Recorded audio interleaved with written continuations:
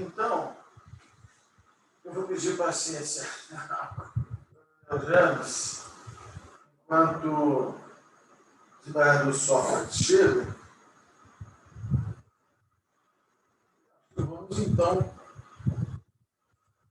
para o habeas corpus, está fácil de resolver o que tem sustentação oral? Você que é o Jardim mesmo nesse caso, né? É? Vamos fazer o seguinte. Deve ser o Jardim.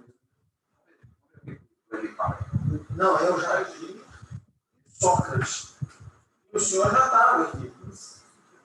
O senhor já estava substituindo o doutor Fernando, inclusive votou. Ah, esse mesmo, cara? É, exatamente.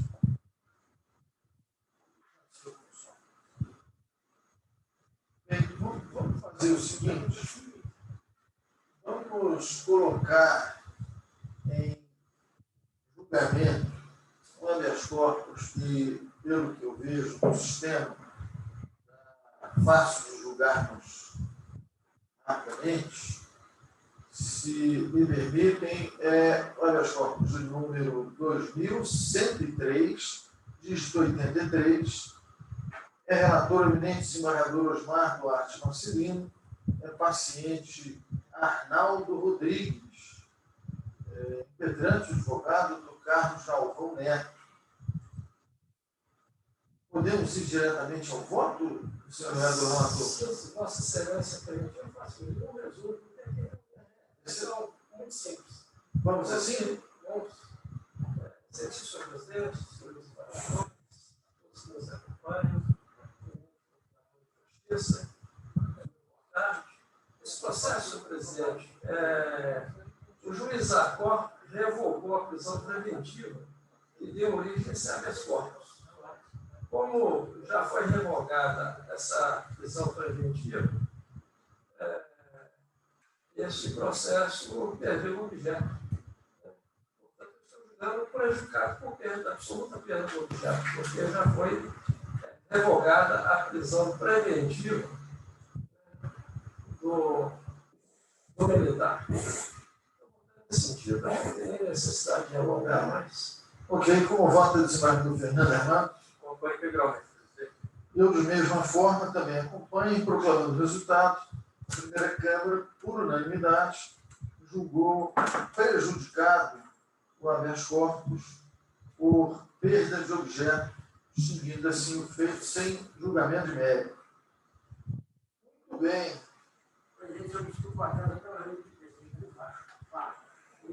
Sem problemas. Então, vamos ao nosso processo de invertendo a pauta de matéria civil, no qual nós temos um prolongamento de julgamento, para o qual foram sorteados o desembargador Jadir Silva, que participa remotamente, e o desembargador Sócrates Edgar dos Anjos, que participa presencialmente. Esse processo é de apelação civil, de número final 004, dígito 35, relator eminente desembargador Osmar Duarte Marcelino, apelante o Alisson Barbosa de Almeida, o sua advogada Renata Alessandra de Abreu e Silva, apelado ao Estado de Minas Gerais. Nós tivemos, então, uma primeira parte do julgamento, o desembargador relator, o desembargador Marcelino, deu provimento ao recurso à apelação para reformar a sentença e anular as punições aplicadas ao apelante nos autos de significância administrativa, disciplinar, de número tal, devendo ser restituídos os pontos extraídos de seu conceito institucional, bem como restituída a quantia descontada a título de suspensão. Fixou o sucumbência em R$ 750, isento de pagamento de custas. O desembargador James Ferreira Santos, na ocasião, substituía o desembargador Fernando, que justificadamente não pôde comparecer, acompanhou o relator. E, por fim, eu apresentei um voto divergente, mantendo a sentença que deixou de acolher a pretensão do apelante, no que diz respeito à nulidade do ato administrativo sancionador. Desembargador Jadir, o senhor tem condição de votar? Seria necessário o relator fazer algum esclarecimento a mais? Condições de votar. E desembargador Sócrates também? Então, desembargador Jadir, aliás, pela ordem, né? Desembargador Sócrates primeiro, com a palavra. Senhor presidente, em nome do cumprimento a todos, eu peço desculpa pelo atraso, mas eu vou pedir dele aos que pensam diferente, mas eu entendo que a razão assiste à divergência. A administração, ela decidiu com base em provas, e ela julgou essas provas suficientes.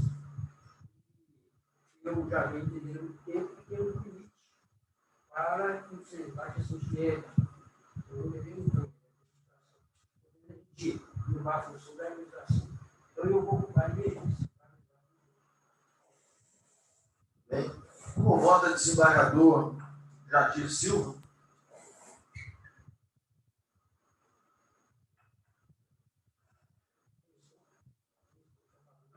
Desembargador, não estamos ouvindo.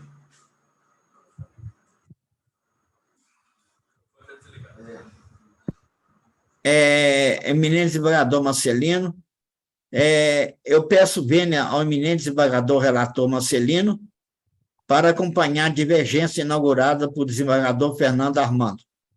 Não, Fernando Galvão. Perdão. Obrigado, desembargador Jadir. Então, proclamando o resultado, a primeira Câmara, por maioria de votos, negou o provimento ao presente recurso de apelação, mantendo-se a sentença proferida em primeiro grau de jurisdição. Eu agradeço aos dois desembargadores que participaram desse julgamento, na verdade aos três, né, porque o desembargador James já nos auxiliou no anterior e agora também.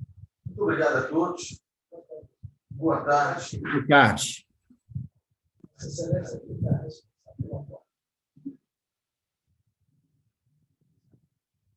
Então, vamos retomar a nossa ordem agora com a Câmara, né? Nós temos um habeas corpus, retomando a matéria criminal, a sustentação oral, um processo cujo número final é 105 dígitos 53. É relator o desembargador Fernando Armando Ribeiro. Paciente, é o PM Fabrício Francisco Mata. Para a sustentação oral, o advogado, doutor Warley Eduardo Boy. Seguindo a nossa tradição, podemos ir direto à sustentação, não é? Doutor Warley, seja muito bem-vindo novamente. O senhor, segundo o nosso regimento, tem um prazo de 15 minutos.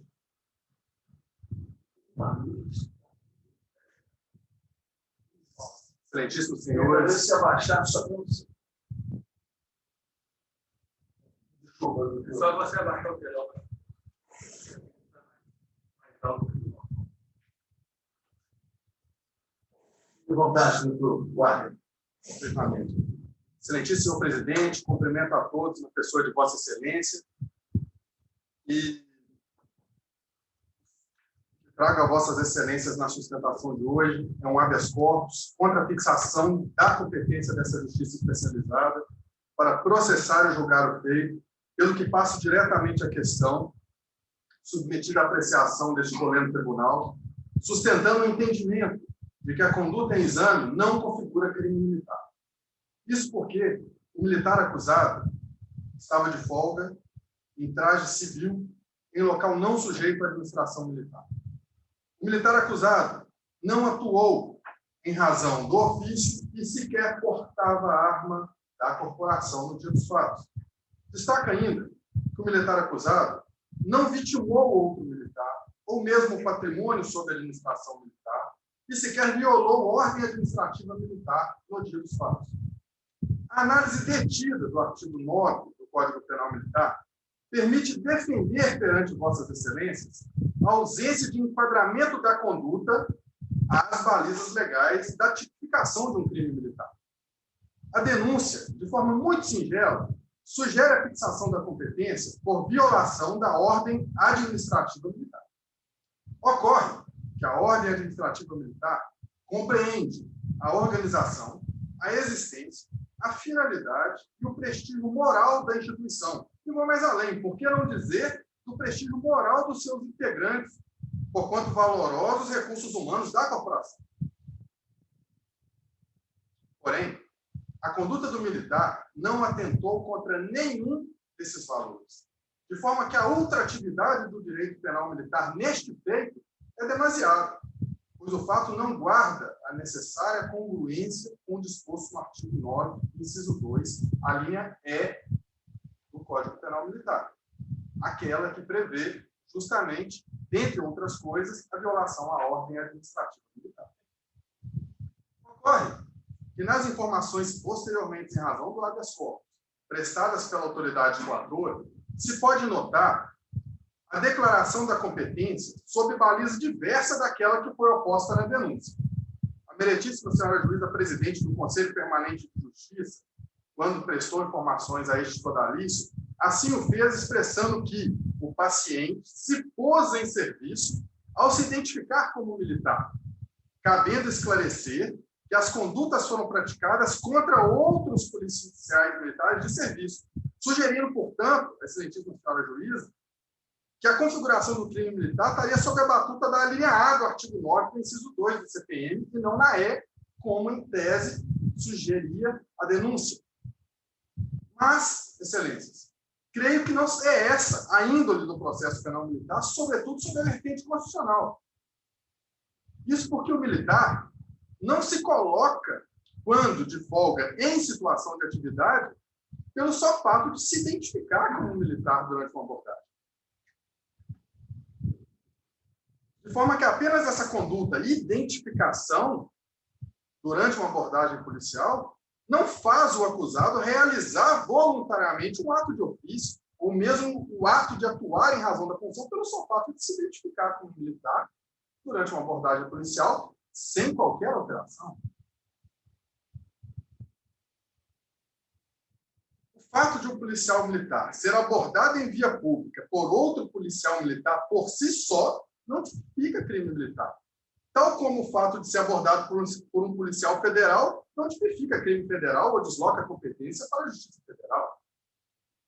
Entendimento jurídico ainda mais melindroso, se evoluirmos nessa exegese, era o caso de, por exemplo, um militar ser abordado por um policial civil e nem por isso deixaria de ser crime militar, se assim o fosse. O fato de um militar ser abordado em alguma situação envolvendo uma ocorrência com um policial civil não desloca a competência para a justiça comum. Tal como, neste caso aqui, não equivaleria o só fato de ser abordado por um militar, ser abordado por um militar, resultar na competência dessa especialidade. Obviamente, não é esse o raciocínio jurídico que especializa o crime militar. A conduta não possui subsunção à linha A do artigo 9, como na defesa deste caudilho perante Vossa Excelência, também não configura na linha E, pois o militar não estava em situação de atividade, tendo apenas sido abordado e se identificado como militar, não intervindo em nada na atuação dos policiais de serviço, que, diga-se, ressalte, apenas redigiram um REDS para justificar a ação policial de abordagem a indivíduos em atitude suspeita. Não houve um boletim de ocorrência narrando um crime. Eu poderia discorrer aqui, perante Vossas Excelências, sobre a ilegalidade dessa assodada abordagem pessoal e veicular, à luz da subjetividade empregada pelos militares de serviço na demonstração da fundada suspeita por uma abordagem policial realizada no dia dos fatos. Mas não é esse o objetivo do habeas corpus. De toda sorte, A mencionada omissão do acusado a respeito da cassação administrativa do seu porte de arma de fogo não tem o condão de atrair a competência dessa especializada, pois não está o impetrante compelido à autoincriminação. O direito de não produzir prova contra si possui exegese constitucional, não podendo ser a tutela constitucional do caso mitigada para legitimar a tipicidade penal de um crime militar, que está para fixar a competência dessa especializada. Então, em breve síntese, e por todo exposto, volto a cumprimentar Vossas Excelências, cumprimento o nosso nobre, excelentíssimo desembargador relator, e assim também devolvo a palavra ao senhor presidente com os protestos, pugnando para que seja concedido nessa oportunidade a ordem de habeas corpus. Doutor Warley, agradeço a participação, sempre muito importante. Doutor Fernando, condições? Ele também Uma palavra aqui. Desembargador Marcelino,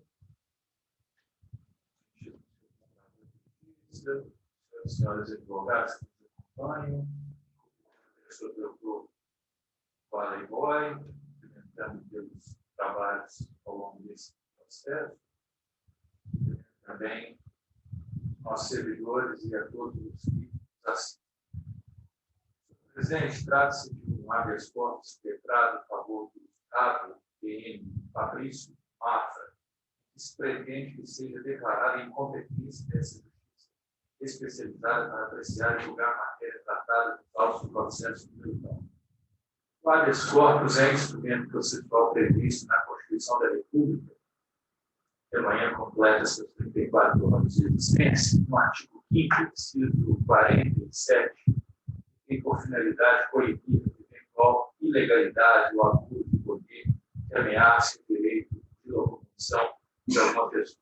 O Código de Processo Penal Militar, instrumento jurídico que tutela a liberdade de locomoção, está previsto no artigo 466. O dispositivo legal em questão dispõe que será concedida a ordem de habeas corpus sempre que alguém sofrer ou se achar ameaçado de sofrer violência ou coação em sua liberdade de locomoção por ilegalidade ou abuso de poder.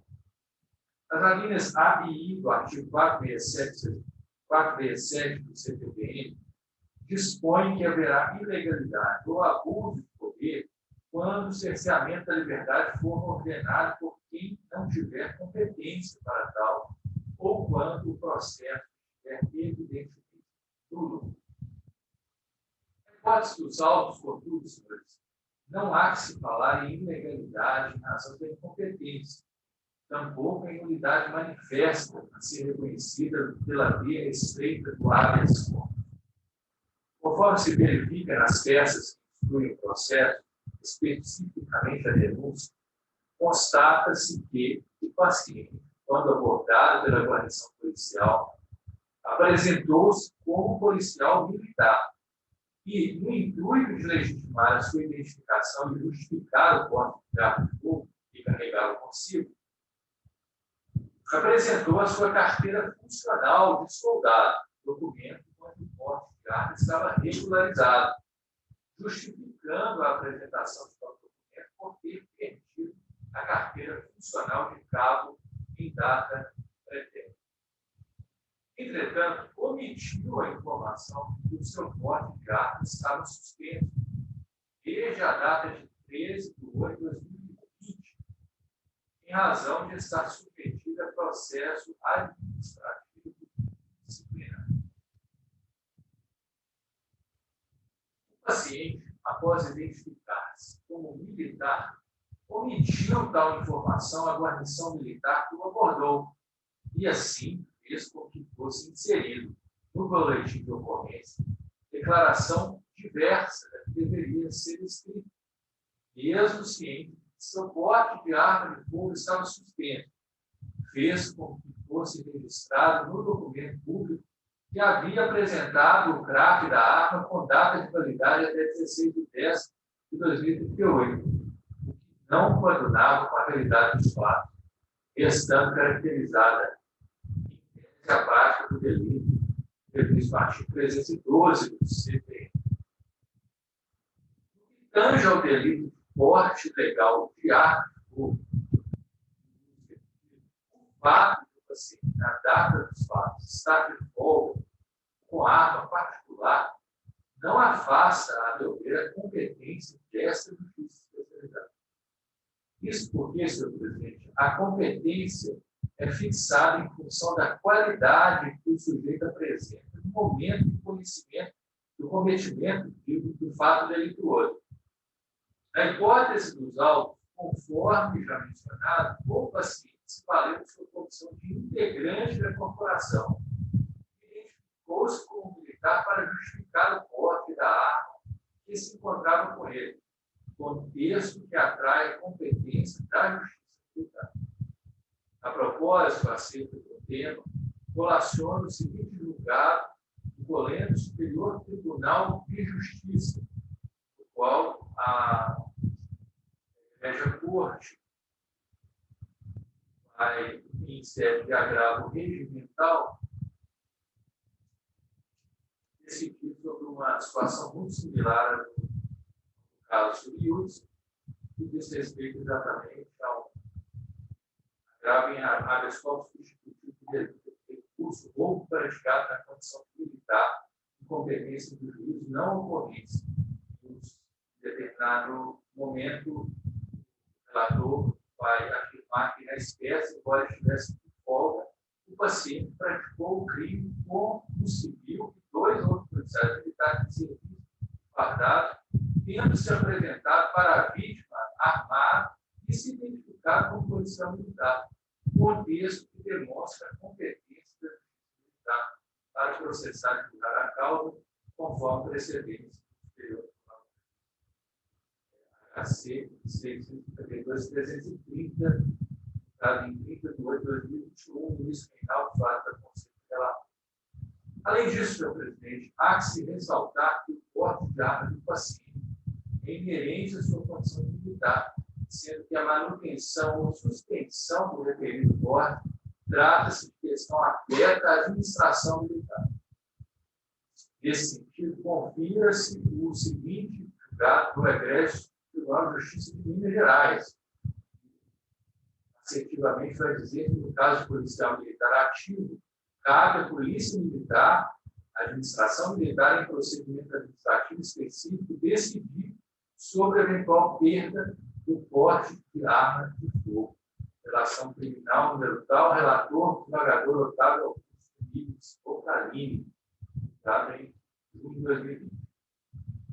Assim, a inobservância da suspensão do porte de arma de fogo por parte do paciente, ao contrário do alegado pela defesa, caracteriza violação à ordem administrativa disciplinar, o que atrai a competência dessa justiça especializada de inteligência do artigo 9º, inciso 2, a linha E do Código Penal Militar.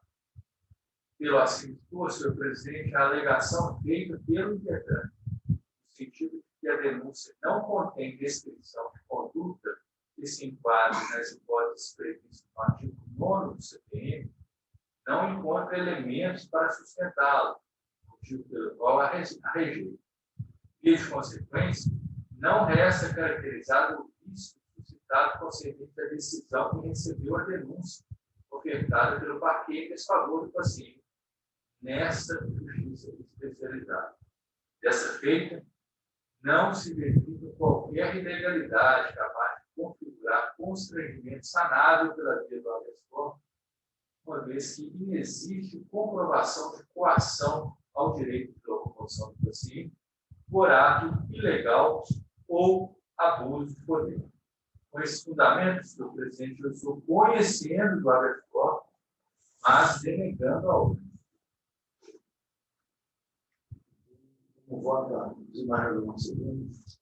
Presidente, as páginas companheiras Também, de igual forma, entendo que o caso caracteriza, sim, o interesse da população militar, na medida dos requisitos, acompanha Então, proclamando o resultado da primeira Câmara, por unanimidade, conhecido o habeas corpus e, no mérito, denegou a ordem. Muito obrigado, senhor. Bem-vindo. Obrigado, boa tarde, bom trabalho. Próximo processo de São Paulo. No final, por 369, do disco 64. Relator, recorrente é Flávio da Silva. Advogados escrito para a sustentação oral, por Teuder de Oliveira Carvalho, decisão recorrida, decisão do juiz de direito titular da segunda auditoria, interessado no Ministério Público, e viu até penitenciário ter feito um cumprimento especial do doutor Sarabano. Eu confesso que, da onde eu estou, eu vejo um pouco mal o doutor Sarabano fazendo participação do Ministério Público remotamente. Seja muito bem-vindo, doutor Sarabano. Vou, então, passar diretamente à sustentação oral, se os colegas do doutor Sarabano também concordarem. Euler. Boa tarde, Excelência. Boa tarde, doutor. Excelência, eu estou com um problema aqui para habilitar a imagem. Eu tentei aqui, cliquei em cima, porém não consegui. Tem algum problema, algum óbice? Vou tentar mais um pouquinho, a gente espera. Um pouquinho. Tá. Se eu tenho facilidade, precisa de alguma ajuda técnica? Não, eu já até participei de várias sessões. Eu estou tentando aqui, está dando uma falha na hora de habilitar o áudio. O áudio não, a imagem. Né? Talvez. Não, está aparecendo agora. Agora acho que eu creio que eu consegui. Seja bem-vindo, doutor Cleuder. Obrigado. O senhor tem 15 minutos. Fique à vontade. Tudo bem. Obrigado. Boa tarde, excelências, integrantes da primeira Câmara Criminal do Tribunal de Justiça Militar de Minas Gerais, especialmente na pessoa do eminente relator, doutor Fernando Galvão, culta Procuradoria de Justiça, muito bem representada nessa sessão de julgamento, todos os serventuários de justiça que, mesmo que de maneira indireta, colaboram para a realização dessa sessão de julgamento. Preliminarmente, excelências, em atenção ao princípio da fungibilidade recursal, o presente recurso deve ser recebido, vez que, atendido todos os seus requisitos de admissibilidade. A troca de um recurso por outro, desde que preenchida as condições de admissibilidade, não deve ser óbice ao conhecimento do recurso. No que se refere ao mérito, excelências, a questão é bastante singela e não demanda maiores delongas. O cerne da questão é se compete à Justiça Militar julgar o suposto desentendimento havido entre um casal de militares que não guarda nenhuma ligação com as funções que desempenham. É saber se os fatos descritos na ação penal em questão se amoldam às definições constantes no artigo 9º do Código Penal Militar. Além disso, excelência, além dessa questão, né, se os fatos descritos na denúncia estão inseridos lá nas previsões do artigo 9º, no caso específico dos autos, por se tratar de relação doméstica, relação familiar entre marido e mulher, é necessário trazer a vossas excelências que a Lei 11.340 de 2006 é cristalina, no sentido de que, em havendo violência doméstica, desentendimento entre casal, sejam eles civis ou militares, a competência absoluta é do Juizado Especial de Violência Doméstica. Além disso, no caso específico dos autos, excelência, na comarca de Juiz de Fora, onde os fatos se passaram, foi criada pelo Judiciário uma vara especializada em violência doméstica, em 14 de abril de 2022. Ou seja, antes mesmo da distribuição da presente denúncia. A cidade, comarca de Juiz de Fora, passou a contar com uma vara especializada para julgar os fatos descritos na denúncia. Dessa forma, excelências, o presente recurso, além de conhecido, ele deve ser provido para que os autos sejam remetidos à comarca de Juiz de Fora e para que seja declarada a incompetência da Justiça Militar para julgar o feito. Essa é a sustentação. Boa tarde a todos. Muito obrigado. Obrigado, doutor Cleuber. Seja sempre muito bem-vindo ao nosso tribunal.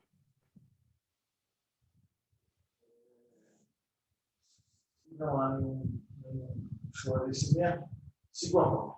E, senhores desembargadores, inicialmente,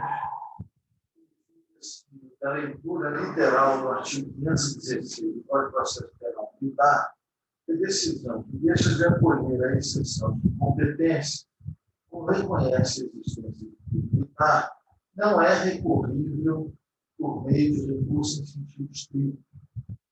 Todavia, entendo ser aplicável ao caso o princípio da fungibilidade, desde que não se vislumbra qualquer erro que se possa denominar de grosseiro.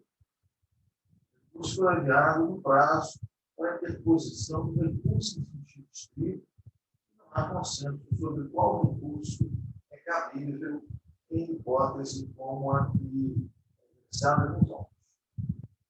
No artigo 516 do CPMF, e nos seus adultos, destaca que, aspas, não seria considerado o recurso em sentido estrito como agravo, valendo para todas as decisões interlocutórias, não somente as enumeradas em lei, aplicando-se ainda a apelação para as decisões definitivas, especialmente as que envolvem mérito, de processo penal comentado, por Estado.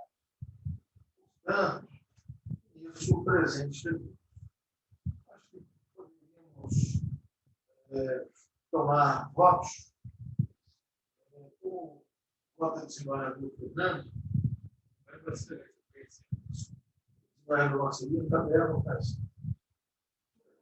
então, agora, assim, do mérito, entendo que a hipótese dos autos não encontra correspondência com as hipóteses previstas no artigo 9º do Código Penal Militar, que define o crime militar em tempo de paz, embora o magistrado de primeiro grau tenha entendido que se tratava de crime militar, eis que cometido por militar da ativa contra militar da ativa, entre 9 e PM, aos tal, eventuais crimes praticados no âmbito das situações domésticas que envolvem militares, sem, entretanto, qualquer vínculo com a natureza da atividade militar, sem atentar contra as instituições militares, não deve ser reconhecido como crime militar.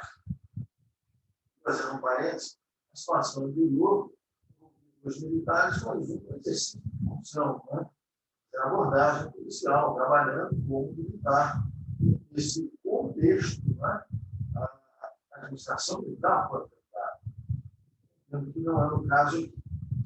Embora seja um fato controverso, tanto o réu quanto a vítima são militares ativos, a denúncia não narra um fato que tenha sido praticado no lugar sujeito à administração militar em serviço, atuando em razão da função, o patrimônio sobre a administração militar ou a ordem administrativa militar. Então, vejamos o descrito na denúncia. Eu descrevo as pessoas só que consta na denúncia, falando sobre a vida particular dos militares. Portanto, volto então a repetir.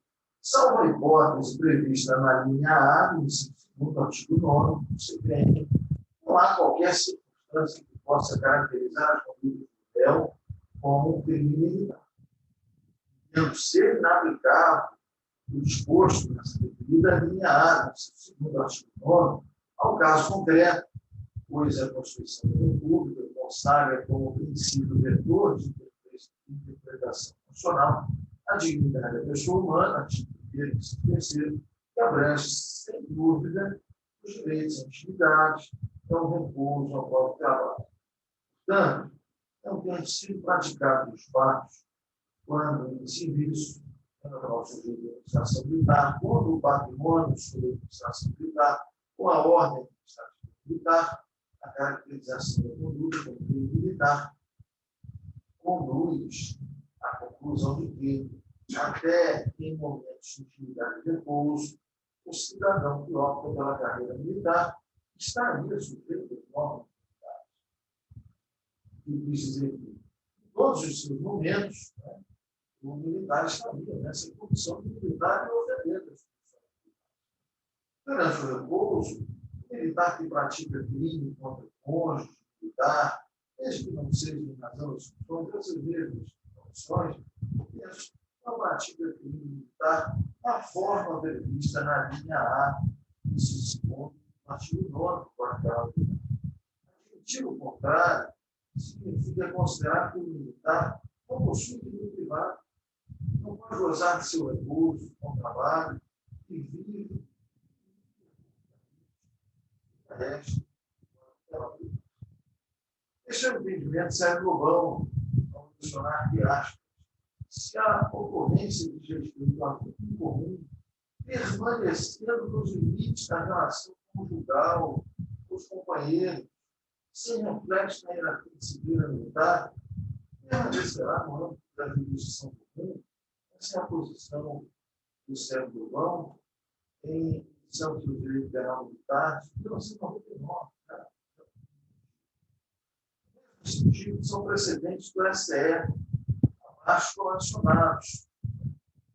Trago aqui algumas decisões do STF, decisões recentes, decisões que fazem essa distinção entre o âmbito privado e atinge os interesses das instituições militares. Portanto, não existindo qualquer vínculo entre os atos praticados pelo réu contra a vítima e a sua profissão, não há de se falar em crime militar, devendo o processo tramitar na Justiça Estadual, sendo uma vara especializada, na sensibilidade do trato com essas questões. Na hipótese dos autos, é competente no juizado de violência contra a mulher, que é a comarca do juiz de fora. Assim, de voto, então, para receber isso.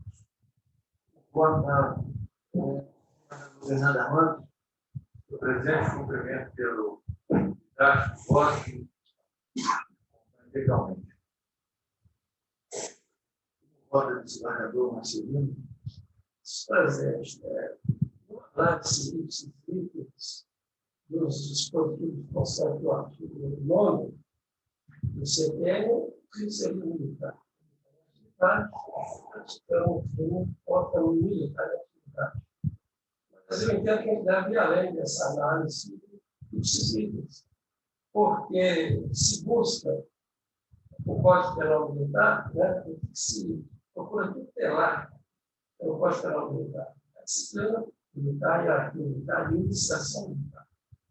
E aqui, neste contexto, nada disso é administração política. A questão é familiar. Não obstante, eu entender, como eu disse, uma análise civil, seria militar, mas considerando que se busca tutelar o Código Penal Militar, eu entendo que, com relação à vossa excelência,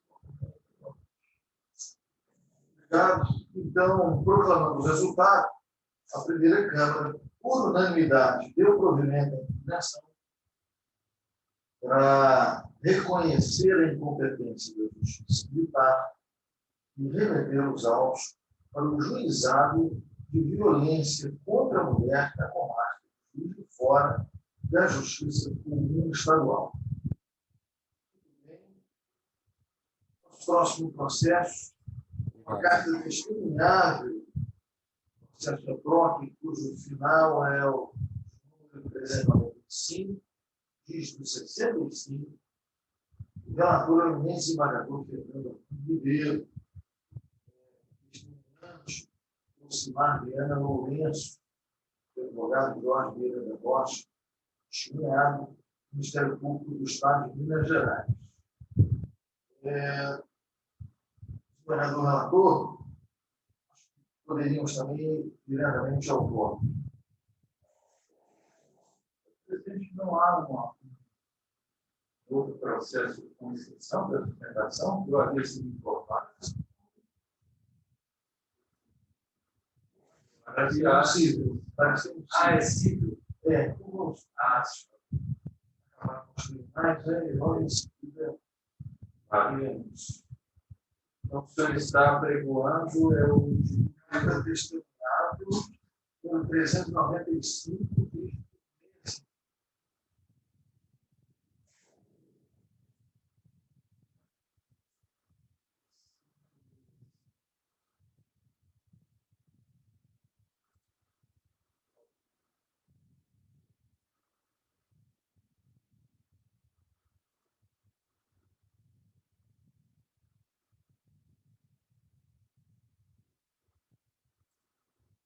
presidente, senhoras e senhores,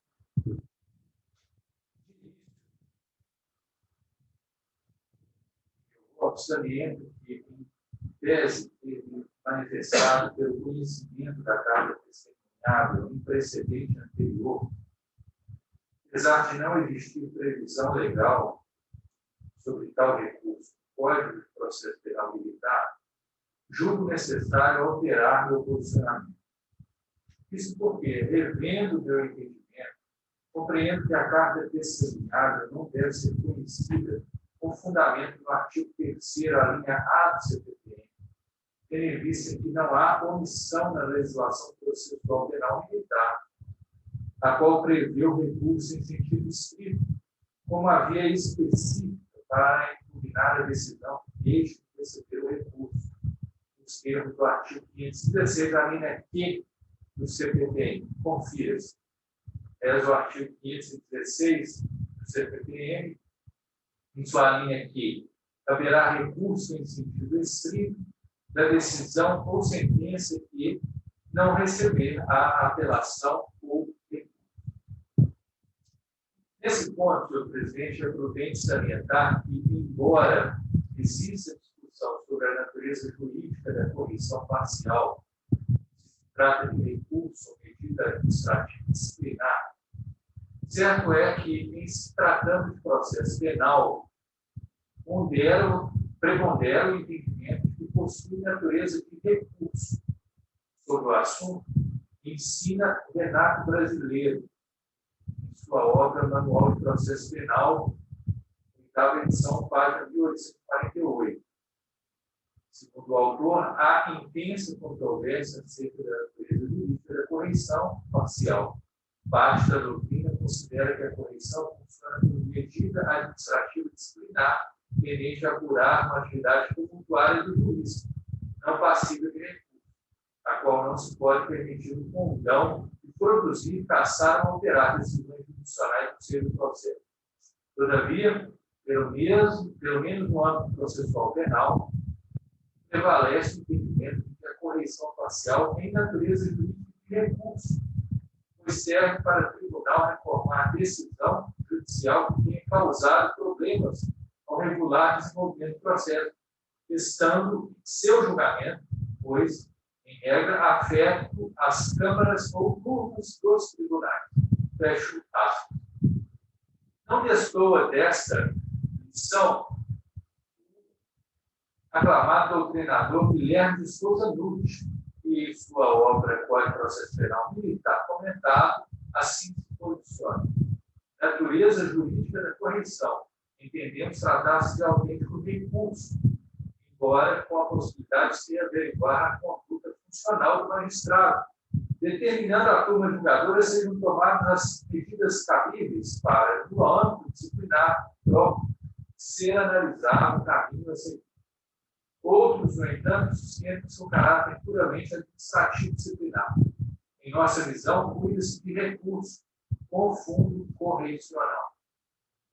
Fecho aspas e trago a baila nesse mesmo sentido, senhor presidente, jurisprudência do Superior Tribunal de Justiça. Logo, compreendo que, em sede de processo penal ou militar, a via adequada para se questionar a decisão que ele deixa de receber recurso é o recurso de sentido estrito, salientando que a carta testemunhada deve ser utilizada apenas no processo penal comum, ante a ausência de omissão do CPPM. A propósito, Cícero Otton Coimbra Neves também esclarece: o sistema processual penal militar, ausente que é a carta testemunhada, a linha Q do artigo 516 do CPPM, abarcou no rol de decisões atacáveis por recurso escrito, as que obstam, segundo o evento blitz, não recebem quaisquer outros recursos, inclusive o próprio recurso em sentido estrito. Assim, diante da negativa do segmento de uma apelação, tanto no processo penal comum como no militar, a decisão será desafiada por recurso em sentido estrito. Contudo, se o curso deste também surgir em prelibação no processo penal comum, será cabível carta testemunhada, enquanto no processo penal militar será cabível novo recurso em sentido estrito. Está no seu manual de direito processual penal militar. Seguindo, senhor presidente, eu considero, entretanto, que nem todos os autos, o presente recurso foi interposto dentro do prazo de 3 dias e não restou caracterizada a má-fé ou erro grosseiro, mesmo por todo o Superior Tribunal de Justiça, do próprio Superior Tribunal Militar. Então, a precedente admitida a apresentação de carta testemunhável em processo penal militar. Cabível é a aplicação do princípio da fungibilidade, previsto no artigo 514 do CPPM, para conhecer a presente carta testemunhada como recurso em sentido estrito. Então, nesse sentido, eu estou conhecendo o recurso do presidente em homenagem ao princípio da fungibilidade como recurso em sentido estrito.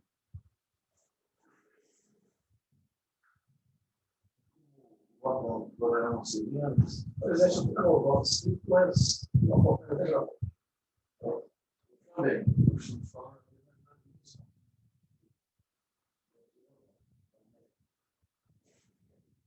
No mérito, senhor presidente, do exame dos autos, observa-se que o magistrado da Corte interferiu no pedido formulado pela defesa do recorrente de analisar o oitiva das testemunhas subtenente Cláudio, primeiro-tenente Silas, no evento 252. Contra a referida decisão, o recorrente interpôs correção parcial, a qual não foi recebida, em virtude do juiz primeiro tê-la considerado intempestiva.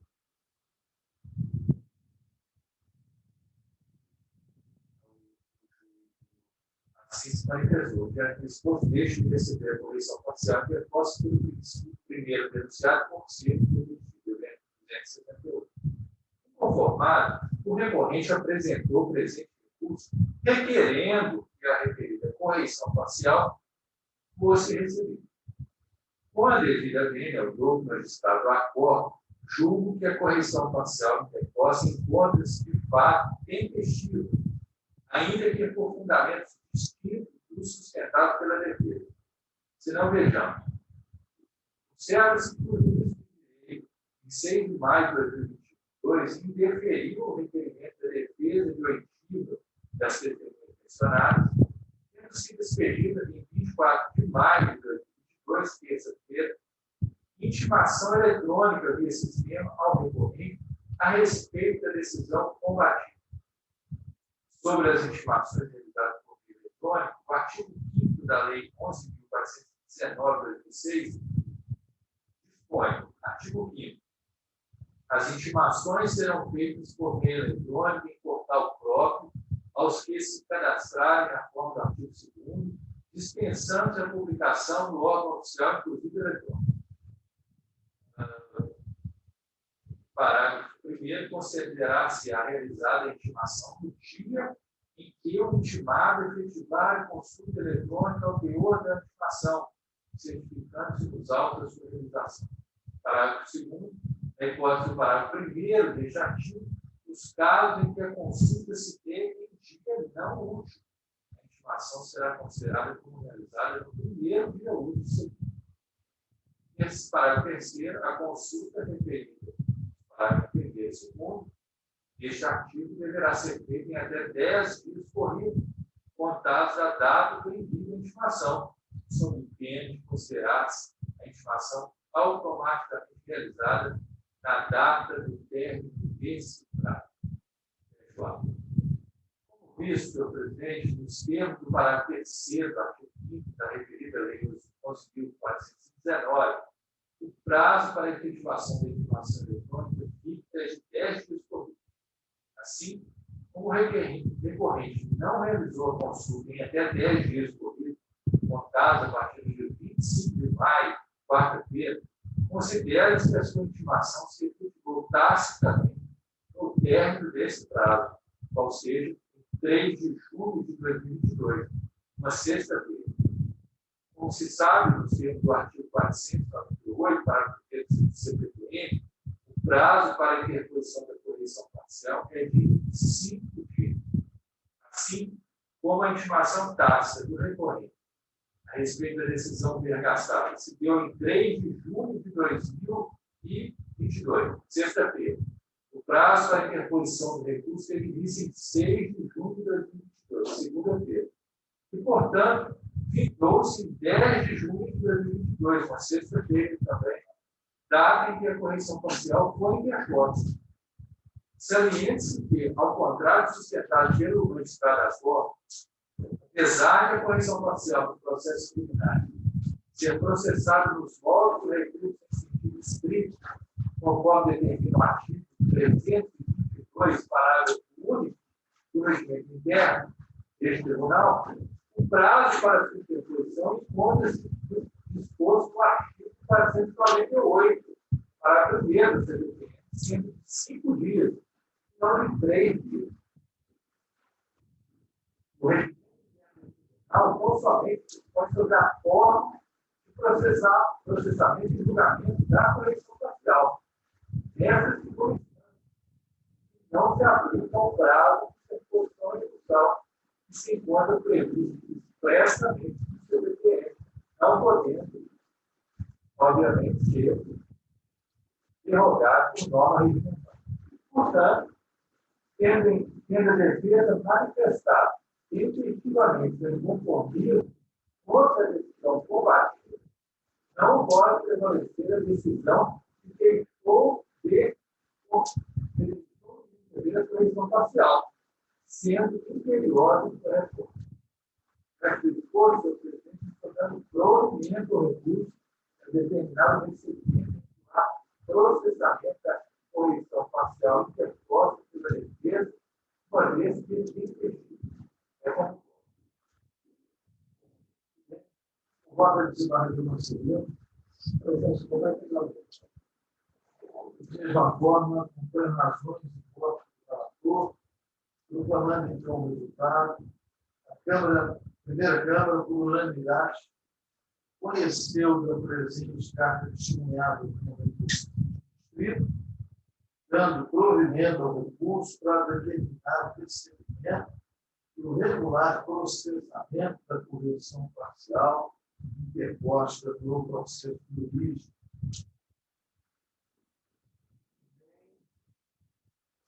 Mais uma apelação final, no 493, registro 32, relator, o eminente desembargador Fernando Armando Ribeiro, revisor, o eminente desembargador Osmar Duarte Marcelino, apelantes Alexandre Saru Almeida e Luiz dos Santos. Lá no Ministério Público. Desembargador relator, presidente a voto, perfeitamente. O presidente, senhoras e senhores, eu estou conhecendo o curso, uma vez que presente de possibilidade. Inicialmente, eu aprecio a preliminar suscitada pela defesa do apelante Elias Luiz dos Santos, de nulidade de decisão em razão de ausência de fundamentação na valoração da circunstância judiciária. Analisando a sentença, observa-se que, quando da fixação da pena base, mesmo de forma concisa, houve a exposição das razões na valoração da circunstância judiciária. O inciso 9 do artigo 93 da Constituição determina que todas as decisões do órgão do Poder Judiciário devem ser fundamentadas sob pena de nulidade. Entretanto, não se considera nula a decisão que apresenta fundamentação suficiente. Nesse sentido, havendo entendimento dos nossos tribunais requisitados. Assim, estou rejeitando a preliminar em questão. Uma desembargador Marcelino, mas, de mesma forma, também passo pela preliminar. O mérito, o exame dos autos leva à conclusão de que não assiste razão aos apelantes quanto ao pleito absolutório, motivo pelo qual as impugnações apresentadas não devem ser acolhidas. Em pese dos esforços da certeza dos apelantes, inclui descaracterizar as condutas praticadas, as provas constantes dos autos que mostram suficientes para a manutenção do decreto condenatório. Conforme relatado, estou apurado em investigação realizada pela Polícia Federal o envolvimento dos apelantes em uma operação complexa que atuava na região metropolitana, explorando máquinas eletrônicas programáveis, caça-níqueis, videopico e jogo vídeo. Restando apurado também que, no ano de 2009, os acusados, em razão da função, receberam vantagem ou promessa de vantagem para avisar os demais integrantes da organização criminosa sobre operações policiais e ou prestarem vigilância àqueles que, mesmo cientes da atividade criminosa, deixaram de praticar atos de ofício, ou seja, quais sejam a repressão das condutas ilícitas. O envolvimento dos apelantes com a organização criminosa restou cabalmente demonstrado por conversas telefônicas interceptadas pela Polícia Federal. Em relação ao apelante Elias Luiz dos Santos, conversas interceptadas demonstram seu envolvimento com o civil Thales Floresta Zeferino, apontado como um dos gerentes da organização criminosa. Praticamente, a denúncia houve a apresentação de diálogos realizados entre o apelante e o integrante da organização assim citada, dos quais eu estou transcrevendo aqui passagens que são realmente muito claras,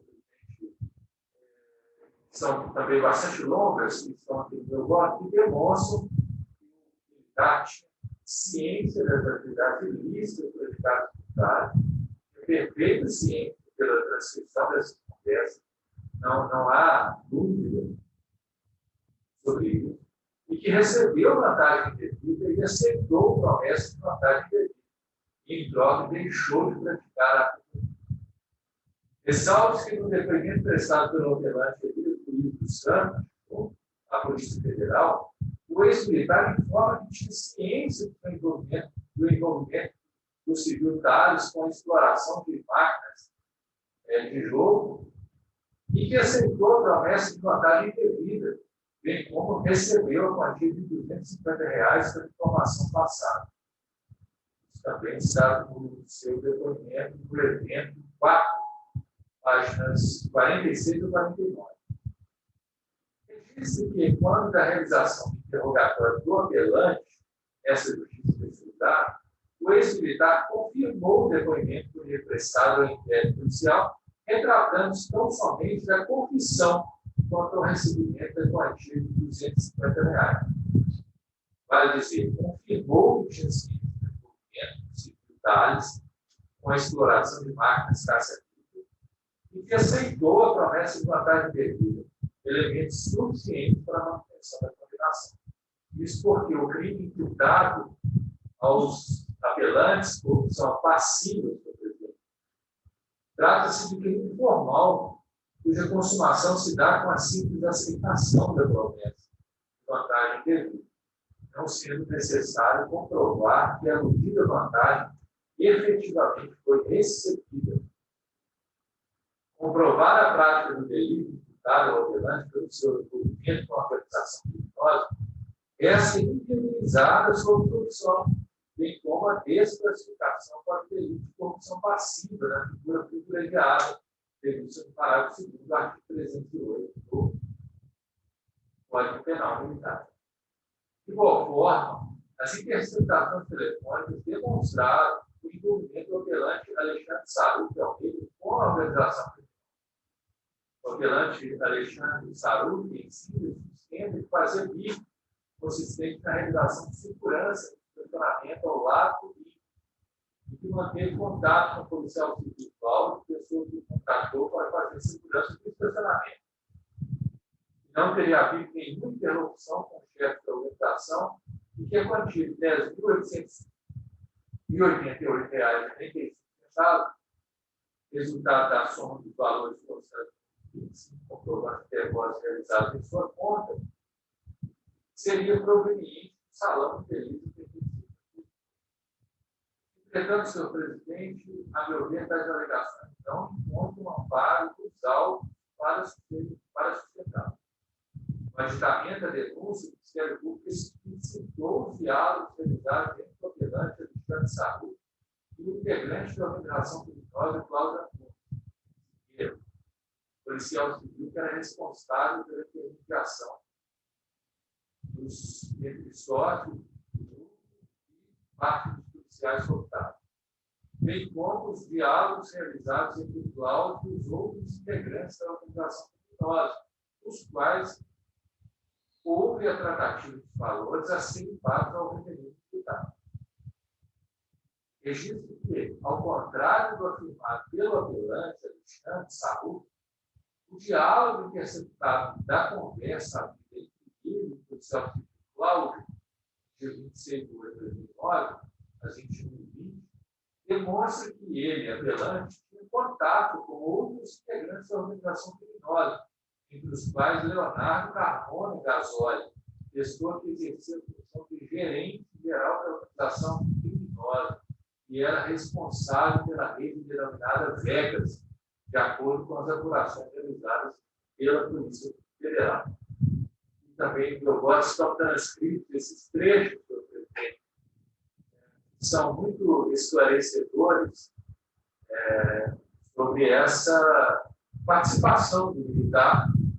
Por exemplo, uma passagem que ele vai dizer: nada, pergunta ao Marcelo, você conversou com o Saruti, você e o Léo trocou dinheiro com um minuto, pergunta a ele para você ver. Em um minuto ele trocou em nenhum centavo, em nada de dinheiro, nada. Ele ficou de ligar porque ele ia ter conversa com o Tião e com a Luciana, mas em valor ele não falou nada. Isso aí é um certinho deles. Estão aqui negociando a questão do pagamento. No que se refere à outra instância, no que se refere à alegada ilicitude dos valores depositados em seu ponto, ainda que se considerasse como verdadeira a alegação, o fato não afastaria a condenação que possa militar, pois restou comprovado seu envolvimento com a organização criminosa.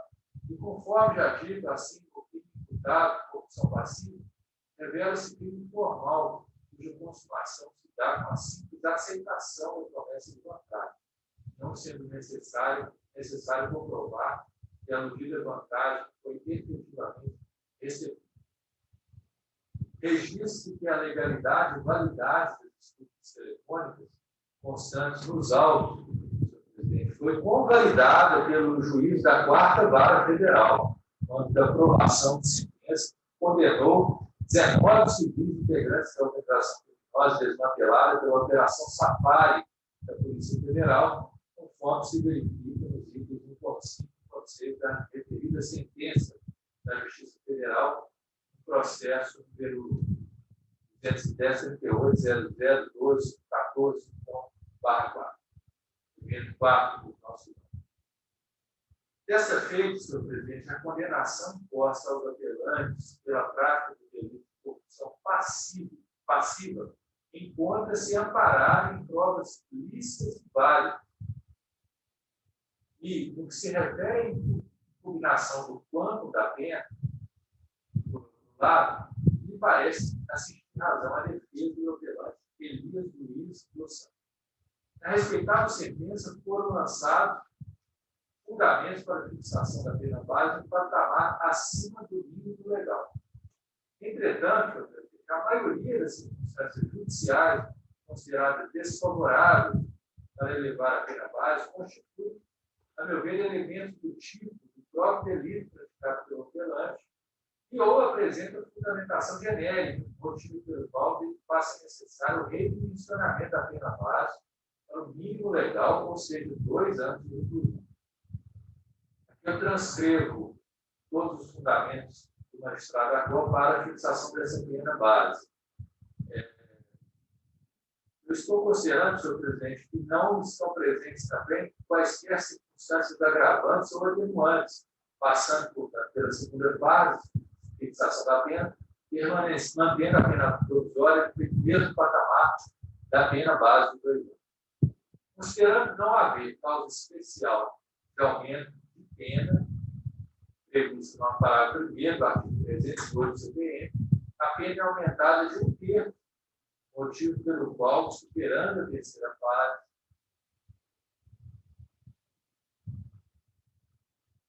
considerando haver causa especial de aumento, eu aumento a pena em 1/3, motivo pelo qual, superando a terceira fase, torna-a definitiva em 2 anos e 8 meses de reclusão a ser cumprida em regime aberto. De ofício, senhor presidente, eu redimensiono também a pena aplicada ao apelante Alexandre Sarru, uma vez assim, eis que, de igual forma, a pena base se mostra exacerbada diante da situação concreta. Circunstâncias judiciais consideradas desfavoráveis para elevar a pena base constituem elementos do tipo penal praticado pelo apelante e ou apresentam fundamentação genérica, motivo pelo qual faz necessário o redimensionamento para o mínimo legal, ou seja, 2 anos de reclusão. Não estando presente quaisquer circunstância agravante ou atenuante, passo pela segunda fase de fixação da pena, mantendo a pena provisória no mesmo patamar base da pena base. Considerando haver causa especial de aumento de pena previsto no parágrafo 1º do artigo 308, a pena é aumentada de 1/3, motivo pelo qual, superando a terceira fase, torna a pena definitiva em 2 anos, 8 meses de reclusão, a ser cumprida em regime aberto. Por fim, senhor presidente, diante de todo isso, eu estou dando provimento parcial ao recurso por Elias Luiz dos Santos, para redimensionar a pena que lhe foi imposta, fixando-a em 2 anos e 8 meses de reclusão, a ser cumprida em regime aberto. Nego provimento ao recurso interposto por Alexandre Sarru de Almeida Silva, mas de ofício redimensiona a pena imposta ao acusado, fixando também o mesmo patamar de 2 anos e 8 meses de reclusão a ser cumprida em regime aberto. Como estou votando,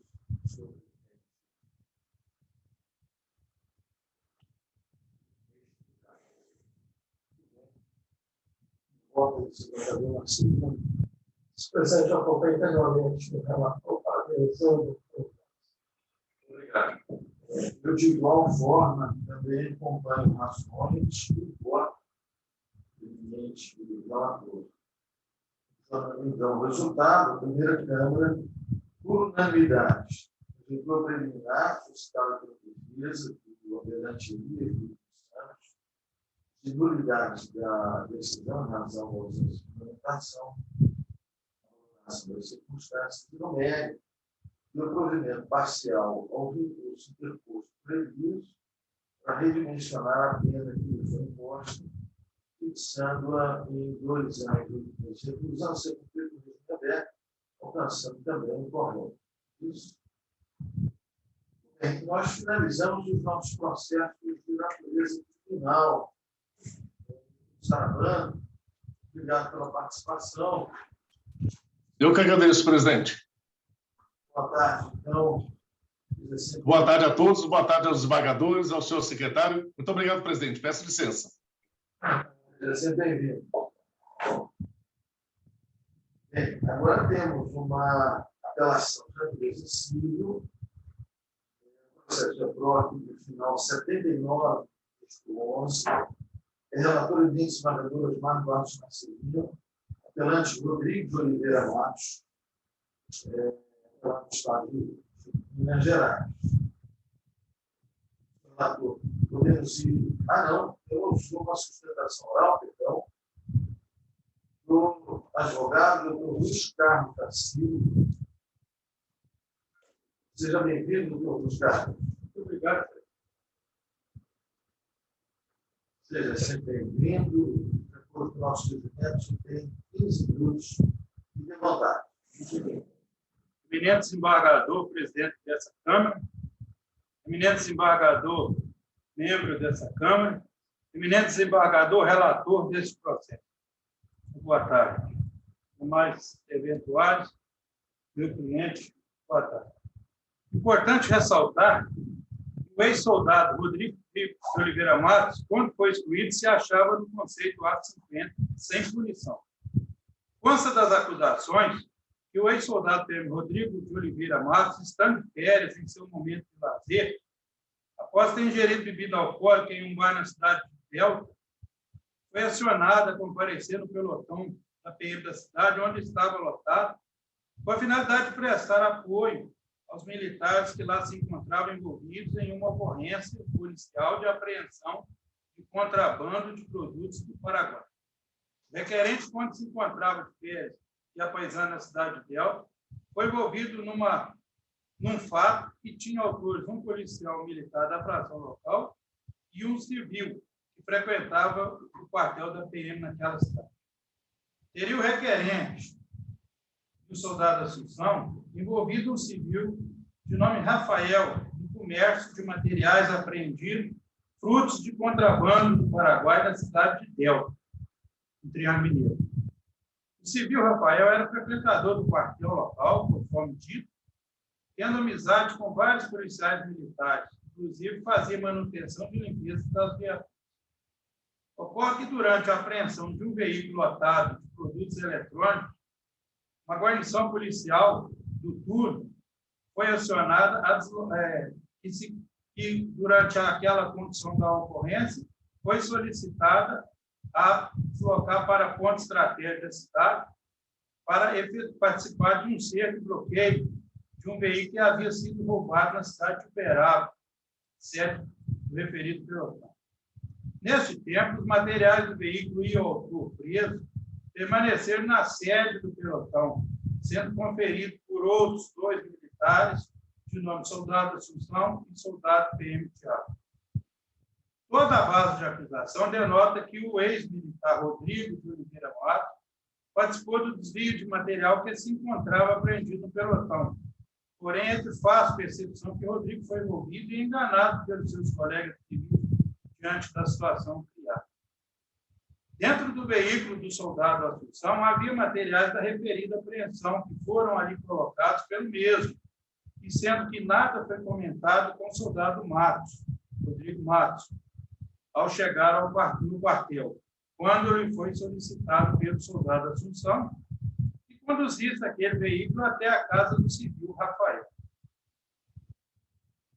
O civil Rafael, ouvido no pátio, disse que estava de posse do material que fora encontrado na sua residência e teria dito para os policiais que foram na sua casa que o material pertencia ao soldado Assunção.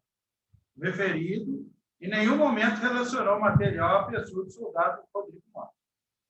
No caso em tela, é possível verificar que o requerente havia entrado de férias naquela data e que ainda estava na cidade onde trabalhava, já queria viajar para a cidade de seus pais. Entretanto, mesmo assim, foi acionado pelo policial de serviço no turno para ir ao quartel.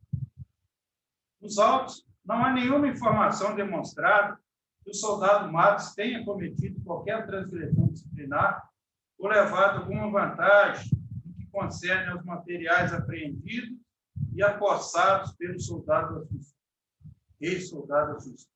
Importante ressaltar que o soldado Rodrigo Matos, diante dos problemas de saúde que ele achava cometido, mesmo sem poder, havia consumido bebida momentos antes de ser chamado pelo soldado Assunção no quartel para auxiliá-lo na solução de uma ocorrência de apreensão de materiais. Conforme pode ser verificado no histórico registrado nos assentamentos do soldado Rodrigo Matos, relativo ao período em que o requerente esteve fazendo parte do efetivo da PM, quando adquiriu uma enfermidade e passou a ser acompanhado por um médico especialista e também pela Junta Central de Saúde, conforme documentação anexada aos presentes autos. Realizada a instrução processual no processo administrativo ora combatido, verifica-se que não foi observado o devido processo legal quanto aos postulados da ampla defesa e contraditório, considerando que o autor requereu a produção de provas que foram sumariamente indeferidas pela administração, além de alguns vícios procedimentais ocorridos. Pior que isso, o requerimento do autor no processo administrativo não foi nem analisado, sendo inobservado o disposto no artigo 392 da Resolução Conjunta 4220/12, que dispõe sobre o Manual de Procedimentos dos Militares da Polícia Militar do Mar. Conforme a documentação que foi anexada à CEPAD, ignorou a produção de provas requeridas na comissão processante, mesmo com insistência da defesa, solucionou o processo administrativo, decretando a exclusão do policial militar. Destaca-se que a produção de provas a que se refere a perícia psicopatológica do acusado, sendo que a Resolução Conjunta 4278 estabelece a perícia psicológica é de competência exclusiva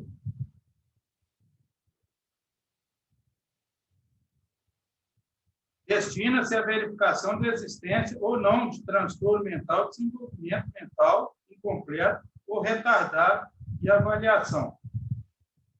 Entretanto, foi verificado pela chefe da ANAS, nesse passo, é nítido a ilegalidade, pois, bem explicado na inicial, a administração militar, percebendo que o autor não somava condições mentais para continuar no serviço operacional, conforme já dito anteriormente, o soldado Rodrigo Matos ele vinha sendo assistido por um médico que era conveniado com a Polícia Militar e havia já comparecido à Junta Central de Saúde da Polícia Militar com problema psicológico, psiquiátrico.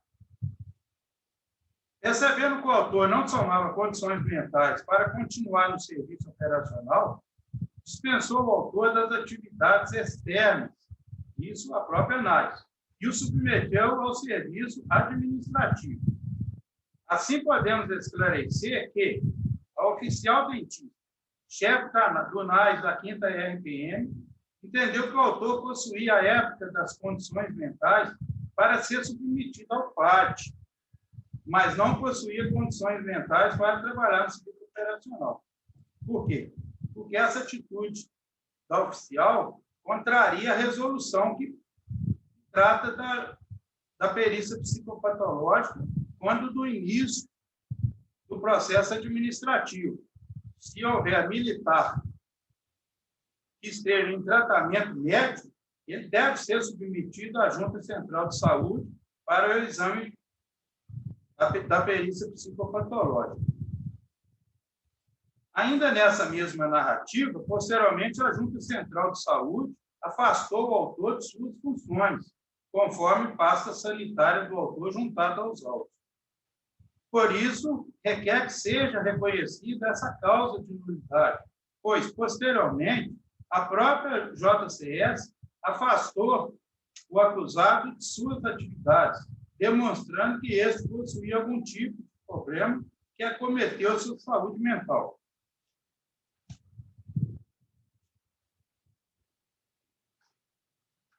Em face disso, dessas ilegalidades, o apelante espera que sua demissão seja revista e que seja reintegrado às fileiras da Polícia Militar, tendo em vista que a punição de demissão foi ilegal, portanto, nula de pleno direito, pois adveio de um procedimento administrativo eivado de nulidade. Muito obrigado. Obrigado, doutor Luiz Carlos. Podemos ir ao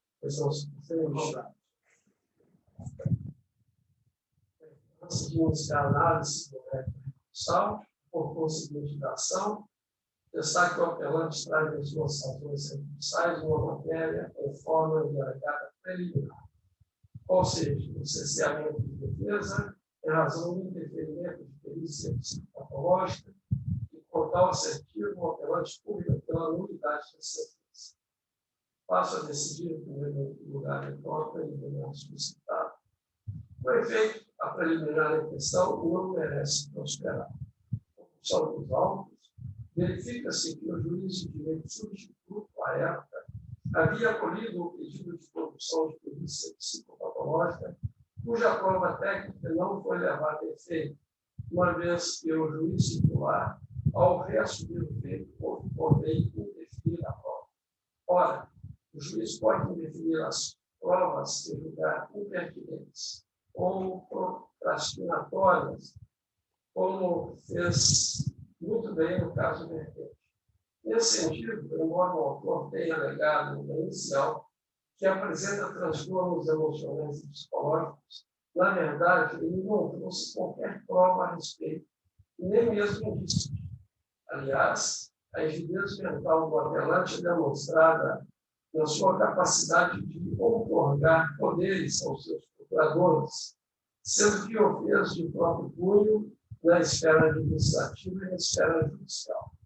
Essa ausência de elementos indicativos de sofrimento emocional ou psicológico não autoriza a submissão do militar à perícia, conforme o artigo 249 do MAPA, que determina como condição a apresentação de provas da necessidade da perícia, não bastando a mera alegação. É preciso deixar claro ainda que o militar foi submetido a uma avaliação médica que concluiu pela desnecessidade de submissão do mesmo à perícia psicopatológica, dentro do corpo 18, página 17.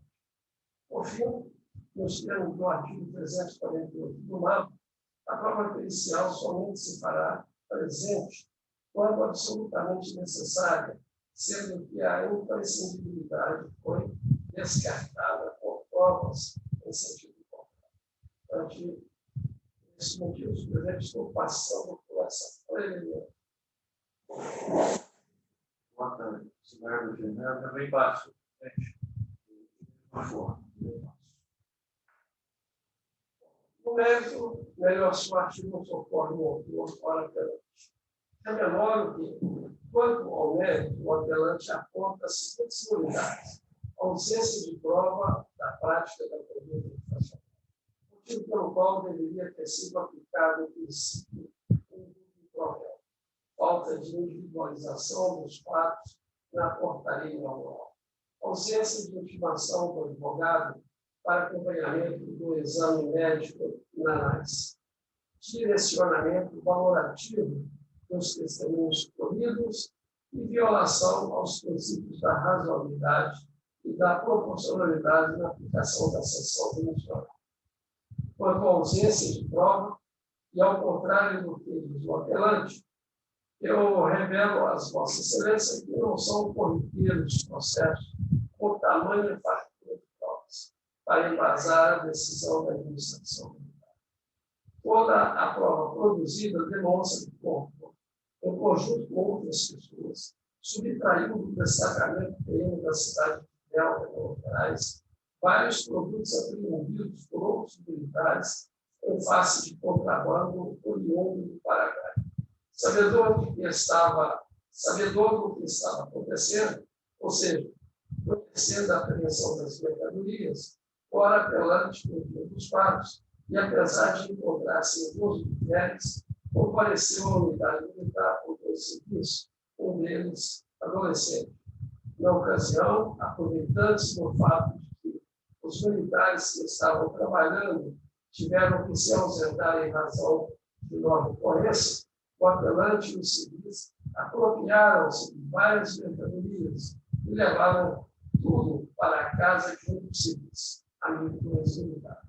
O apelante determinou também ao civil, amigo seu, que vendesse tudo bem rápido. Quando a polícia militar tomou conhecimento que os produtos semelhantes aos apreendidos estavam sendo vendidos na casa do civil, rapidamente deflagraram a operação policial necessária, constatando que o civil realmente estava negociando vários produtos prontos para determinar a apreensão de contrabando, quando restou apurado o pleno e inequívoco envolvimento do apelante.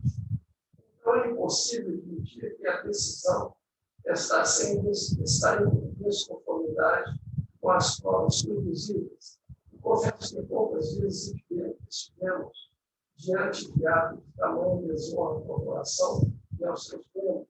Afinal, o autor contava, à época, com cerca de 3 anos, submerso na gloriosa polícia e foi capaz de subtrair produtos dentro do seu próprio sacramento militar, sendo sabedor que tais produtos eram frutos de apreensão pelos valorosos militares seus, que se empenharam até mesmo em perseguição ao autor do contrabando. Chega a ser odiosa por dentro do polícia. A questão que só existe, do ponto de vista do apelante, é a ausência de individualização dos fatos da portaria inaugural. A portaria em dela, presente nos autos e bem lançada na respeitável sentença, é absolutamente completa, com a perfeita narrativa dos fatos imputados ao ex-militar, tanto que o autor, o apelante, pôde ofertar defesa e recurso do efeito administrativo, exatamente por conhecer os fatos primitivos e transgressivos impostos aos professores. Em relação à suposta ausência de intimação do professor técnico para comparecer ao exame preliminar de saúde, está perfeita a sentença, como disse a questão deveria ter sido levantada no ato processual posterior à sua ocorrência. Mas o ex-militar, no processo administrativo, não apresentou qualquer objeção ao fato que agora alega.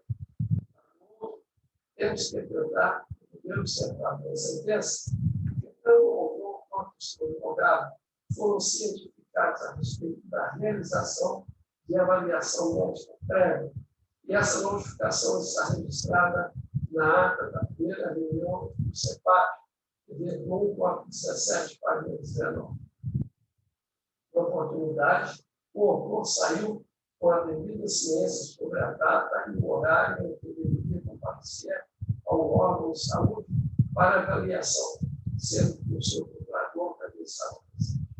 No entanto, se o procurador constituído pretende não comparecer, nenhuma nulidade que vem das contas do processo administrativo, mesmo em algumas hipóteses do processo penal, o princípio da ampla defesa não exige sempre a presença do advogado ou do defensor constituído pela parte, já que não haveria, em alguns atos, a imprescindibilidade da defesa técnico-jurídica, notadamente quando a norma competente não estabelece como necessário. Até porque a ampla defesa, que a luz da Constituição, não é aquela que poderemos ter como ideal, mas aquela que a lei determina, estabelecendo os meios e os recursos a ela deles.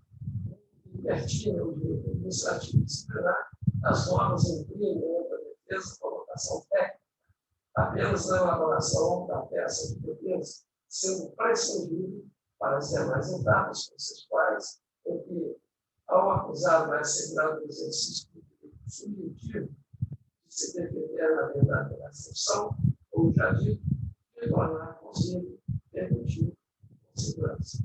A ampla defesa do contraditório exige que que seja franqueada a participação do servidor e do seu procurador em todos os atos do processo jurídico, e haja a faculdade de escolha pelo acusado, pela defesa técnica, mas a faculdade de escolha de ser pessoa não implica em unidade de atos aos quais o procurador apesar de ser identificado. O judiciário não pode impor ainda sobre o fundamento da defesa, dever da administração do suspeito do processo quando acusado ou os defensores substituídos pelo acusado, quando sua deixam de comparecer a atos de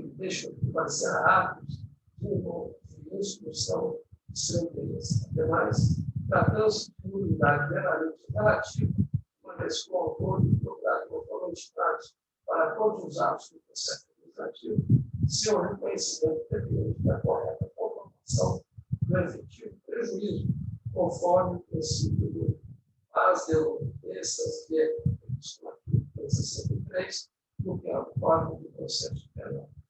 O princípio, assim, corolário da natureza instrumental do processo previsto no artigo 563, segundo o qual nenhum ato será declarado nulo se da nulidade ou resultar prejuízo para a acusação ou para a defesa, o que é de declaração da nulidade, se não demonstrar o prejuízo concreto à parte do substituído. No caso em que ela não se demonstrou o prejuízo concreto da ausência do professor ao exame prévio de saúde, a cuja nulidade que a qual invoca foi muito causador. Diga-se, aliás, que o próprio STF, através da súmula vinculante do 25, decidiu que a falta de defesa técnica se estende à presença do advogado em todos os procedimentos administrativos não ofende princípios constitucionais. Somando o estudo, a falta de defesa técnica do advogado no processo administrativo disciplinar não ofende a justiça. O que se refere ao alegado direcionamento valorativo dos testemunhos políticos, para cuja questão o operante invoca a aplicação da norma processual penal militar, é preciso dizer a ele, como bem lançado na sentença, não se aplica aos crimes administrativos a norma processual penal, mas a Lei 14.310 de 2012, o Código de Disciplina Militar do Estado de Minas Gerais, entre outras normas da instituição militar. Essa questão de uma testemunha dizer que um fato feito oral que o militar não pode aceitar a parte, faz parte do processo em que se discute a demissão militar. No entanto, pesa sobremaneira o fato, a adequação, a motivação e o escândalo decorrente, a existência de pena objetivamente estabelecida dentre outras questões. Ora, os fatos robustamente provados são de extrema gravidade e não se pode negar a divulgação dos fatos, sendo que a questão foi vinculada nos jornais da região, devidamente colacionado pelos autos do juízo, trazendo desordem e descrédito para a superadas essas coisas, assim não passo a análise da posição aplicada. Em relação à motivação do ato condicional, a administração militar apresentou e muito bem a fundamentação relativa à motivação pela qual considerou o apelante incapaz para permanecer na corporação, sendo que a decisão é extremamente razoável e proporcional. O motivo, a razão justificante, está bem transparente no pátio, e a solução do que encontra a plena proporcionalidade da norma aplicada à espécie e prevê apenas punição em tais hipóteses. Quanto à adequação dos fatos, a transgressões é preciso lembrar que determinados tipos transgressivos, por exemplo, que alguns tipos penais são abertos, revelando a lei punitiva como concreto, que deixa ao interno do juiz o poder de proceder ao cumprimento valorativo, sem qualquer novidade acidente. No caso dos autos, o juiz procede ao cumprimento valorativo, no caso das transgressões, é a administração militar, que detém o dever poder de assim proceder, sem se afastar, por óbvio, da razoabilidade da proporcionalidade. Nesses termos, a administração militar, no contexto dos fatos, das provas, entendeu que a ação perpetrada pelo militar constitui um retorno ofensivo a uma pessoal da classe, sem quaisquer exageros ou obstruções legais, já que não há dissonância empírica com os estruturas estabelecidos, e assim a adequação se convém razoável. E a sanção se mostra extremamente proporcional, uma vez que, repita-se, está prevista a demissão para o caso concreto, posto para a decisão. O princípio da razoabilidade é dizer que o princípio da proporcionalidade aplica os valores da racionalidade, da justiça, da medida adequada, do senso comum, da rejeição aos atos arbitrários, e, nesse sentido, conformidade com a adequação dos meios, analisa-se a medida tomada necessária em conformidade com o ordenamento jurídico e se é apropriada para atingir o fim. No caso, além de a medida ser apropriada para atingir o fim, também se absolutamente conformada ao ordenamento jurídico, pois não há como afastar o militar da previsão incerta do artigo 64, inciso 2 do Código de Ética dos Militares estaduais. A administração militar, aplicando o ordenamento jurídico específico, havendo a expressa previsão de aplicação da pena peticionária assim decidida, sem exageros e sem arbitrariedade. Portanto, não vislumbreis existência de quaisquer riscos que possam macular a legalidade do princípio administrativo enquanto a administração demissionária. Por fim, dentro do princípio da instrumentalidade das formas de atividade do procedimento, se não houver prejuízo material ou jurídico inerentes à relação processual, já que o processo é meio para a manutenção de um poder judicial adequado e não um fim de si mesmo. O processo administrativo disciplina como ter aplicação e não havendo concreto prejuízo para a defesa da disciplinaridade, conforme dispõe o artigo 69 da Lei 14.310 de 2002. Nesse sentido, se assenta também o ministro do Tribunal de Justiça do Estado de Minas Gerais e entrar na população civil, pagar o poder Machado, nesse sentido. Extrai-se dos autos de todos os elementos do ato administrativo são presentes, quais sejam competência, objeto, forma ou tipo de finalidade. Essas coisas da atenção médica, a justiça, ou justiça da decisão administrativa, não podem ser avaliadas nessa instância, sob pena de aventar o Ministério da Previdência e oportunidade do ato administrativo sancionador, afastando-se da análise da legalidade. Ante os pontos da fundamentação desenvolvida neste voto, é jeito preliminar e não é deve provimento à legislação para manter intocada a sentença fundamental do Fernando. Deixa o cumprimento do relator pelo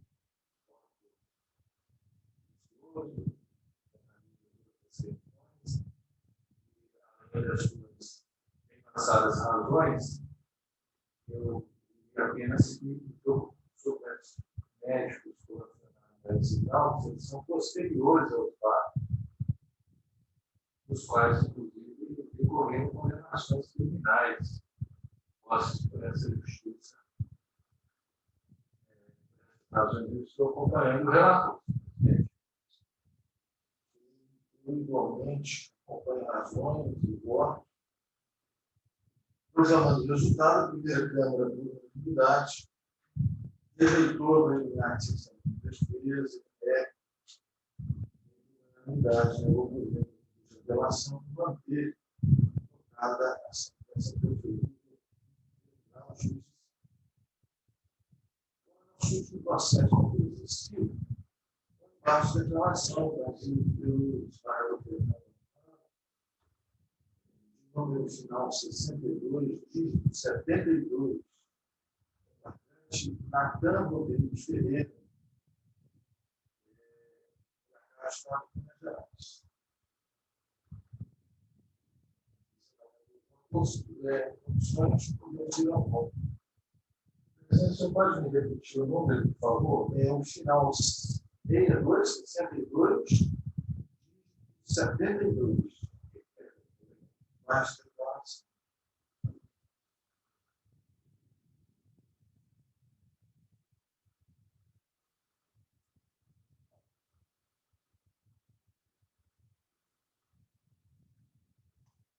Presidente, eu estou conhecendo os embargos e na análise das peças constantes dos autos verifica-se que na petição inicial da ação, o patrono do embargante suscita única e exclusivamente, que concerne a ilicitude das provas, a ilegalidade do depoimento prestado pela médica Juliana Roses, Algor, na condição de testemunha e a ilicitude da probatória referente aos crimes do aplicativo WhatsApp, apresentados pela médica, por não terem sido submetidos a quaisquer processos de validação. A afirmativa é corroborada pelo próprio embargante, consoante os trechos transcritos da referida peça e suas razões de recurso. O questionamento do valor probatório dos crimes de aplicativo WhatsApp não pode, como pretende o embargante, equivaler ao questionamento da ilicitude das provas colhidas por meio de interceptação telefônica, pois são coisas totalmente distintas. Interceptação telefônica consiste na captação por terceiro, mediante autorização judicial, da comunicação entre os interlocutores sem que tenham conhecimento do tal ato, enquanto o print do aplicativo consiste na captura da imagem do diálogo realizado pelo aplicativo WhatsApp que está aparecendo na tela do computador celular. Dessa feita, verifica-se que na peça particular, a causa de pedido de anulação do ato administrativo sancionador é referente à validade probatória dos prints do aplicativo de WhatsApp. Concerne a impugnação à contestação, constata-se que realmente o patrono do órgão embargante suscitou a questão afeta à ilicitude da prova carregada nos autos pelas interceptações telefônicas. Na referida peça, o patrono do embargante defende a nulidade das provas obtidas em decorrência da interceptação telefônica autorizada pelo juiz criminal da comarca de Itambacuri, sob a alegação de que a decisão foi proferida em desconformidade com o previsto na Lei 9.296 e na Resolução 59 de 104. Defende a nulidade das provas por não terem sido adotadas medidas de precaução e cautela contra o sigilo das comunicações telefônicas interceptadas pelo comandante da 15ª RPM. Verifica-se, assim, clara modificação da causa de pedido. Pois uma coisa é questionar o valor probatório dos crimes do aplicativo do WhatsApp e excluir o processo administrativo disciplinar. Outra, totalmente distinta, é a apresentação da tese referente à ilicitude das provas e oriundas das interceptações telefônicas.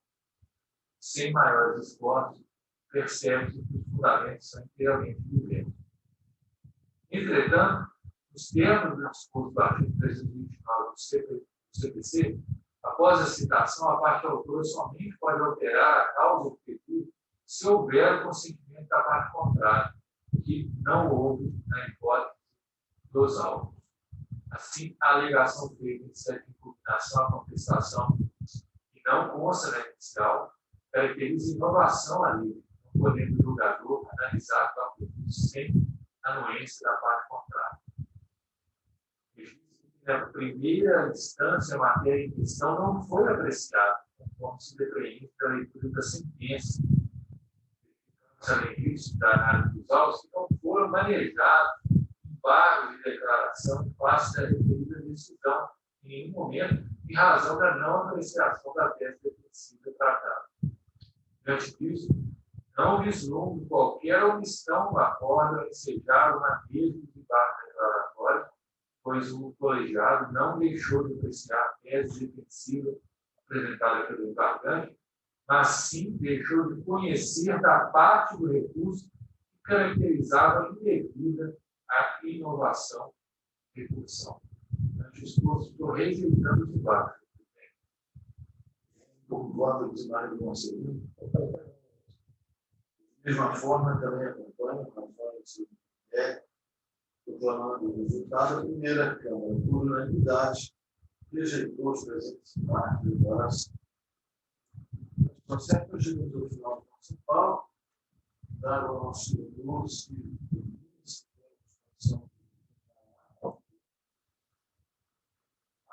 então, acho que a gente vai reclamar é ligado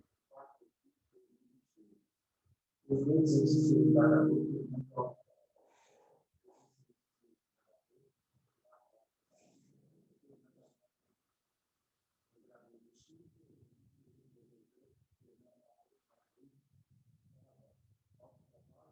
Processo de controle, matéria criminal, habeas corpus, processo de controle.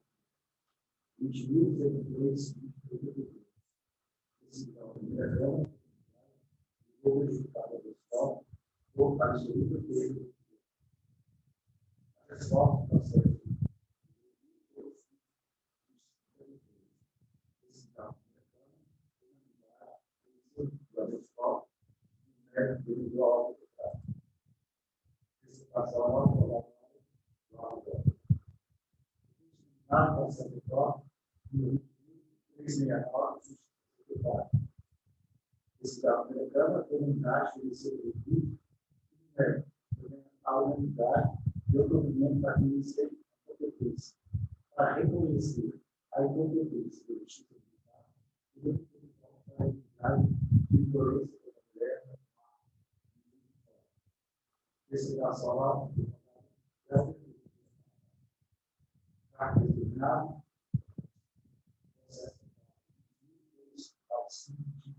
processo 65. Esse da Câmara, comunidade, conhecer a política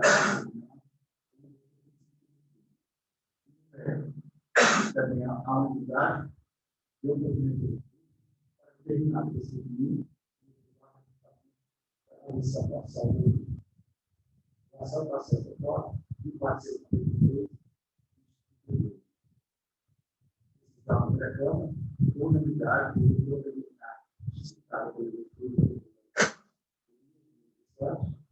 unidade de decisão, razão da ausência de implementação na avaliação da segurança. No método, a unidade de implementação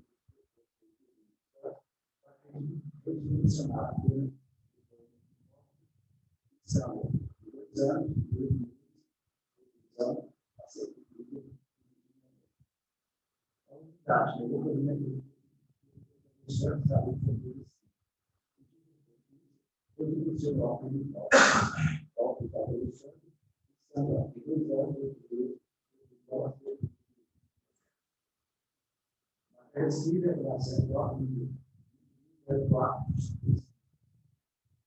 cidadania não, com maioria, não tem que ser aceito o governo dessa administrativa, conhecida na pública, participar do gabinete de desembargadores de eleição, dessa programa de caminho, social, para o território, a pesquisa, são articulados. Outra forma, o exercício do trabalhador demanda qual relação ao sacerdote e essas demandas. Esse trabalho da comunidade, desde que a comunidade seja abrida.